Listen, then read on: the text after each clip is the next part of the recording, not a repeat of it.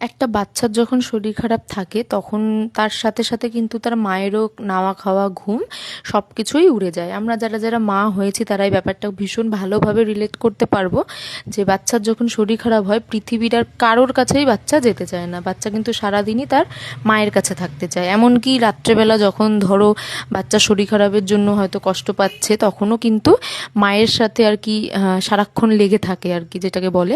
তো সারা রাতও সেরকমই হয়, সাথে সাথে মাটাকেও সারা রাত জেগে থাকতে হয় এবং হয়তো বাচ্চা ঘুমিয়ে যাওয়ার পর ঘুমোতে পারে। তো এত কিছুর পর যদি একটা মার সকালবেলা ঘুম থেকে উঠতে দেরি হয়ে যায় তখনই কিন্তু সেই মাটাকে শুনতে হয় যে দেরি করে ঘুম থেকে উঠে, বউ মানুষ দেরি করে ঘুম থেকে উঠেছে।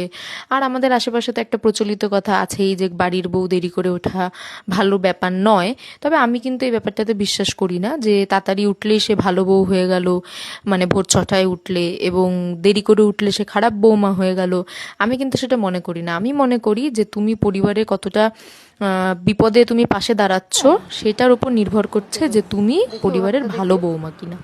তো যাই হোক, এতগুলো কথা বলার এটাই কারণ আশেপাশে কিছু মানুষের থেকে এই কথাগুলো শোনা যায়, যেটা আমার একদমই পছন্দ হয় না।